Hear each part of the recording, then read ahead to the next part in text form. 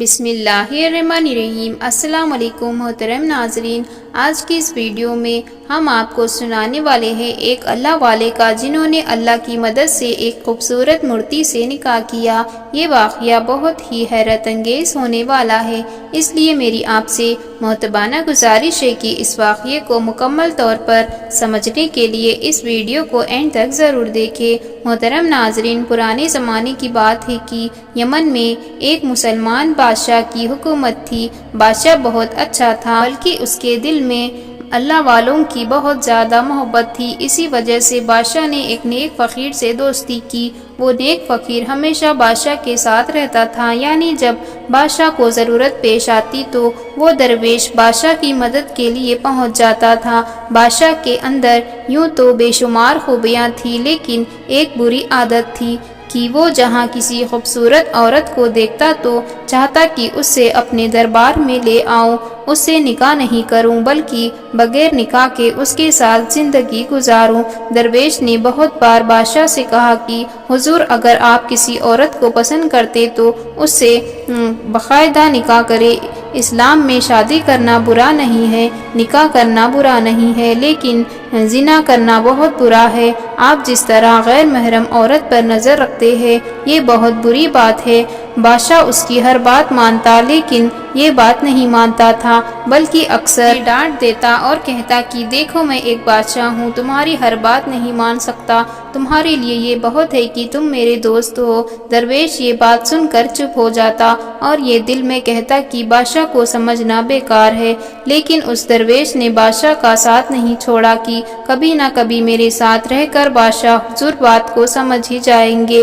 ایک روز بہت تیز طوفان وہاں پر آیا تھا، پھر فقیر کی جھوپڑی ہوا سے اڑ گئی۔ اگلی صبح بادشاہ کے سپاہی فقیر کو لینے آئے تو اس کی بیوی نے کہا کہ آپ کو جانے کی ضرورت نہیں، کبھی اپنے بیوی بچوں کا بھی خیال کر لیا کرے۔ بادشاہ کو تو آپ کی کوئی فکر ہی نہیں، کار پر جانے کی بجائے جھوپڑی کی مرمت کرو۔ اگر بادشاہ آپ کا اتنا ہی دوست ہے تو پھر آپ کو محل کیوں نہیں دیتا؟ بیوی کی بات اس فقیر کے دل پر لگی، اس کو بہت برا لگا۔ اس نے کہا کہ میرا دوست مجھے بہت کچھ دینا چاہتا ہے، لیکن میں اس سے نہیں لیتا۔ بیوی کو اس نے سمجھا دیا، لیکن سپاہیوں نے بات سن لی۔ سپاہیوں میں سے ایک سپاہی نے بادشاہ کو یہ ساری بات بتا دی کہ فقیر کی بیوی آپ کے بارے میں یہ کہہ رہی تھی کہ آپ اس کے دوست ہیں، لیکن آج تک آپ نے اسے ایک محل کی نہیں دیا۔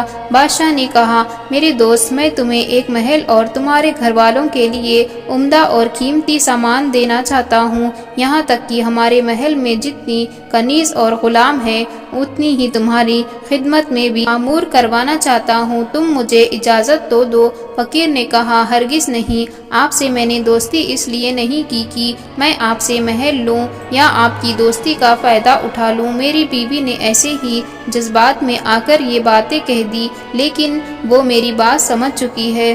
بات جھوپڑی کی تو میں نے ایک اور جھوپڑی تعمیر کر لی ہے۔ اگلے روز بادشاہ اور فقیر دونوں شکار کے لیے نکلے تو فقیر نے گھوڑے پر سوار ہونے کی بجائے پیدل چلنے پر اصرار کیا۔ جنگل پہنچنے کے بعد بادشاہ کو پیاس محسوس ہوئی تو درویش نے بادشاہ کو روک کر وہاں پر انتظار کرنے کو کہا اور خود پانی کی تلاش میں چلے گئے۔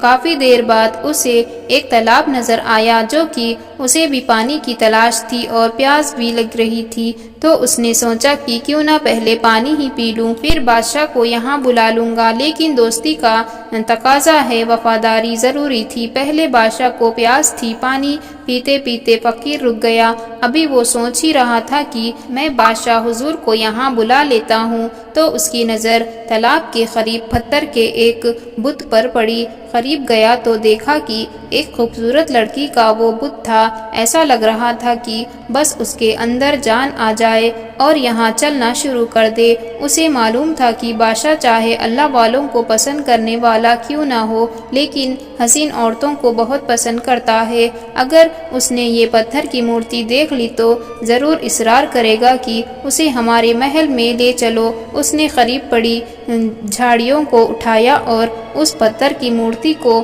ان جھاڑیوں سے چھپا دیا۔ اب وہ بادشاہ کے پاس گیا اسے تالاب کا بتایا تو دونوں تالاب پر پہنچ کر اپنی پیاس بجھانے لگے۔ پھر بادشاہ نے فقیر کو لکڑیاں لانے کو کہا تاکہ ان پر گوشت پکا کر کھایا جا سکے، اور خود وہیں آرام کرنے لگا۔ درویش قریبی گاؤں کے لیے چلا گیا۔ بادشاہ یہاں وہاں نظریں کر رہا تھا کہ اس کی نظر جھاڑیوں پر پڑی۔ اسے لگا جھاڑیوں کے درمیان کوئی چیز موجود ہے۔ یہی سوچ کر بادشاہ جھاڑیوں کے پاس گیا تو پتھر سے بنی ہوئی ایک مورتی جھاڑیوں کے اندر اسے نظر آئی۔ اس نے جھاڑیوں کو ہٹایا تو دیکھا کہ اتنی حسین عورت جو اس نے آج تک اپنے محل میں یا باہر کہیں نہیں دیکھی تھی، بس وہ بے جان تھی، ہل نہیں سکتی تھی۔ اس مورتی پر اس کا دل آ گیا۔ وہ بادشاہ تو پہلے ہی عورتوں کا دیوانہ تھا۔ فقیر جب لکڑیاں لے کر آیا تو بادشاہ نے اسے حکم دیا کہ میں تمہیں حکم دیتا ہوں کہ اے دوست اسے میرے ساتھ لے چلو۔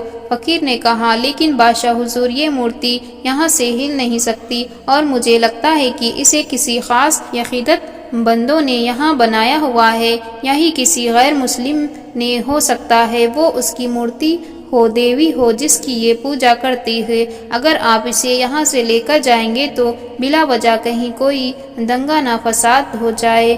بادشاہ کا اس مورتی پر دل بہت آ گیا تھا، لیکن اسے اس درویش کی یہ بات بہت ناگوار گزری۔ اس نے کہا تم کون ہوتے ہو مجھے اس بات کی صلاح دینے والے کہ میں اس مورتی کو یہاں سے اٹھاؤں یا نہ اٹھاؤں؟ میں اس سلطان کا بادشاہ ہوں، اب چاہے یہ مورتی کسی ہندو یا غیر مسلم کی کیوں نہ ہو، یہ مجھے پسند آ چکی ہے اور مجھے اسے اپنے محل میں لے کر جانا ہی ہے۔ درویش نے بہت سمجھایا، بادشاہ حضور آپ اس طرح نہ کیجیے، کیونکہ ایسا کرنے سے لوگ آپ کے خلاف ہو جائیں گے، سب آپ کی عزت کرتے ہیں۔ آپ نے کبھی بھی کسی غریب کے ساتھ کوئی برا سلوک نہیں کیا، لیکن آج اس عورت کی مورتی کی وجہ سے جو کہ بے جان ہے، آپ میری دوستی پر انگلی اٹھا رہے ہیں۔ پہلے ان دنوں دوستوں کے بیچ اللہ تھا، تبھی محبت تھی، اب آ چکی تو ایک عورت کی مورتی، اس عورت کی وجہ سے دو دوستوں کے بیچ درار آ جائے۔ درویش تو اللہ والا ہی تھا، لیکن بادشاہ اس عورت کی وجہ سے اپنی دوستی کو قربان کر رہا تھا۔ بادشاہ نے کہا آج سے میں تمہاری شکل نہیں دیکھنا چاہتا۔ بادشاہ نے اپنے اللہ والے دوست کے دل کو توڑ دیا اور کہا یہاں سے تم جا سکتے ہو، میں تمہاری شکل بھی نہیں دیکھنا چاہتا، تم نے ہمارا حکم نہ مان کر بہت برا کیا ہے۔ درویش نے اسی سے کہا بادشاہ حضور میں آپ کا رکھوالا ہوں، آپ کی بھلائی کے لیے کہہ رہا ہوں، اگر آپ نے اس مورتی کو ہاتھ لگایا تو مجھے لگتا ہے کہ یہاں پر کوئی نہ کوئی آفات آ سکتی ہے۔ آپ کو نہیں پتا آنے والی آفات کو میں محسوس کر رہا ہوں، بلکہ اللہ تعالیٰ ہر مصیبت کو دور کرنے والا ہے۔ آپ اللہ کے حضور دعا کریں کہ وہ مصیبت ٹل جائے، اگر آپ اس مصیبت میں پھنسے تو بہت مشکل ہو جائے گی، آپ کا اس مصیبت سے نکلنا بہت مشکل ہوگا۔ بادشاہ نے دیکھا کہ ایک فقیر پھٹے پرانے کپڑوں میں جس کا حال بہت برا ہے، بادشاہ کی بابپری میں کھڑے ہو کر یہ کہہ رہا ہے کہ بادشاہ حضور اب میری بات کو سمجھ جائے۔ اب تو بادشاہ کو اور زیادہ غصہ آ گیا اور اس نے کہا سپاہیوں فوراً ادھر آؤ۔ سپاہی دوڑتے ہوئے آئے اور بادشاہ نے کہا کہ اس شخص کو اٹھا کر یہاں سے دور پھینک دو۔ سپاہیوں نے درویش کو اٹھا کر جنگل سے باہر پھینک دیا۔ اب بادشاہ سپاہیوں کو حکم دیا کہ یہ مورتی جو یہاں کھڑی ہوئی ہے اس کو زمین سے اکھاڑ لو اور ہمارے محل میں لے چلو، ہمیں یہ بہت پسند آئی ہے۔ اتنی حسین مورتی بادشاہ نے آج تک نہیں دیکھی تھی۔ سپاہی تو بادشاہ کے حکم کے تابع تھے، انہوں نے اس مورتی کو جیسے ہی اکھاڑنا چاہا ہر طرف لرز جاری ہو گیا، زلزلہ آ رہا تھا، زمین چل رہی تھی، عذاب آ چکا تھا اور وہ سب زمین میں دفن ہو گئے، لیکن وہ مرے نہیں تھے۔ بادشاہ حیرت ہوا، اٹھا چاروں طرف دیکھ رہا تھا، عجیب سا منظر تھا، دھواں ہی دھواں تھا۔ اچانک اس کے سامنے ہیبت مند شکل کا آدمی آ گیا۔ بادشاہ نے پوچھا تم کون ہو؟ وہ کہنے لگا میں ایک جادوگر ہوں، سمری جادوگر، تم نے ہماری مورت کو ہاتھ لگا کر بہت برا کیا، اب جو تمہارے ساتھ ہوگا تم سوچ بھی نہیں سکتے، ہم تمہاری بلی چڑھائیں گے۔ بادشاہ نے کہا کہ تمہاری ہمت کیسے ہوئی مجھ سے اس طرح بات کرنے کی، تم جانتے نہیں ہو میں کتنا طاقتور ہوں۔ اس جادوگر نے کہا کہ اگر تم طاقتور ہوتے تو زمین کے اندر نہیں ہوتے۔ تم نے ہمارے خدا کو ہاتھ لگا کر بہت برا کیا ہے۔ یہ پتھر کی دیوی جس پر تم نے اپنے ناپاک ہاتھ لگائے اور اسے اکھاڑ کر تم اپنے محل میں لے کر جانا چاہتے تھے، ہماری یہ مورت اپنے ساتھ لے جا کر کیا ثابت کرنا چاہتے تھے کہ تم مسلمان کچھ بھی کر سکتے ہو؟ بادشاہ نے کہا کہ مجھے یہ پسند آ گئی تھی اور میں چاہتا تھا کہ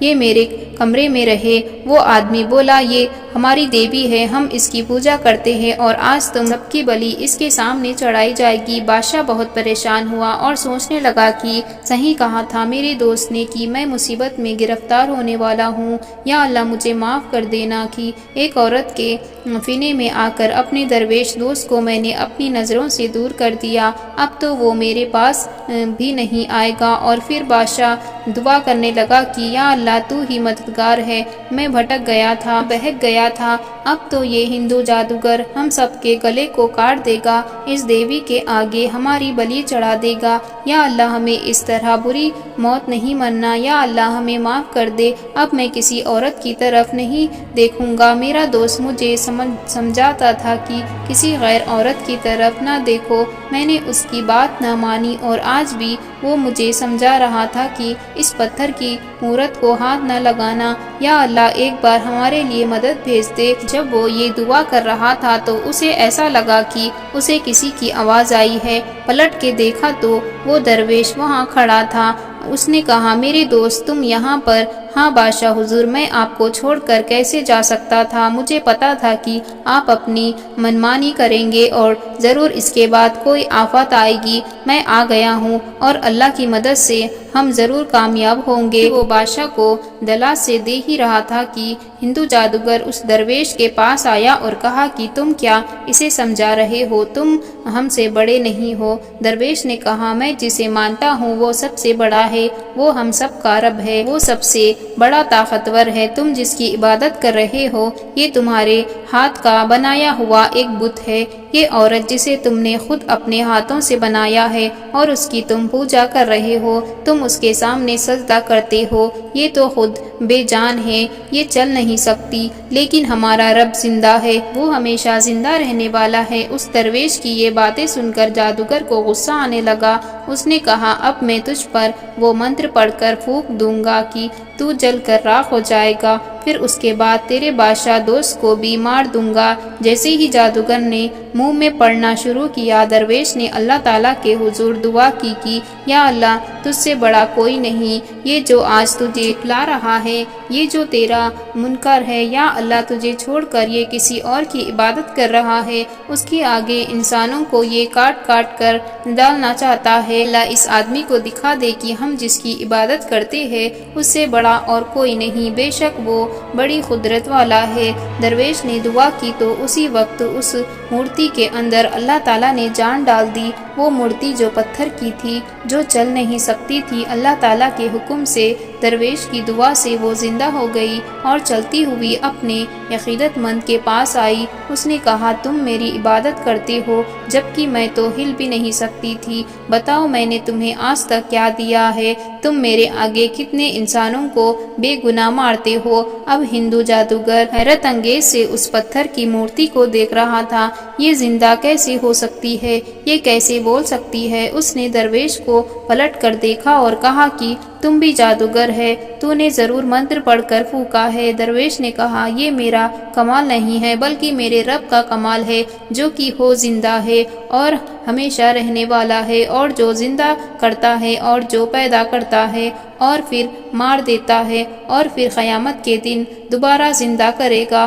اسی اللہ نے اس پتھر کے بت کے اندر جان ڈالی ہے، اب تو مان جا، اے خدا کے منکر اب تو مان جا۔ پھر اس جادوگر نے کہا ہاں میں کلمہ پڑھتا ہوں۔ اس کے بعد اس درویش نے کلمہ پڑھایا اور وہ پتھر کی مورتی جس پر بادشاہ عاشق ہوا تھا وہ بادشاہ کے پاس آئی اور کہا کہ تم نے ہمیشہ غیر محرم عورت کی طرف نظر اٹھائی، تم نے شرک کام نہیں کیا، لیکن اگر تم اللہ کے ماننے والے مسلمان ہو تو گناہوں سے توبہ کرو، اگر تم سچ میں مجھے اپنی بیوی بنانا چاہتے ہو تو تمہیں مجھ سے نکاح کرنا ہوگا، اگر تم نکاح کرو گے تو پھر میں تمہارے ساتھ رہوں گی۔ بادشاہ نے کہا بالکل میں تم سے نکاح کروں گا۔ وہ زندہ عورت اس بادشاہ کے ساتھ اس کے محل میں چلی گئی۔ بادشاہ نے اس سے نکاح کیا اور اسے اپنی بیوی بنا لیا۔ محترم ناظرین، امید کرتے ہیں آپ سب کو آج کا واقعہ بے حد پسند آیا ہوگا۔ آپ سب سے گزارش ہے کہ ہمارے چینل کو سبسکرائب کر لیں اور بیل آئکن پر کلک کرنا نہ بھولیں تاکہ آنے والی ایسی ہی ویڈیو کی نوٹیفیکیشن آپ تک پہنچ سکے۔ اب ہمیں اجازت دیجیے، اللہ حافظ۔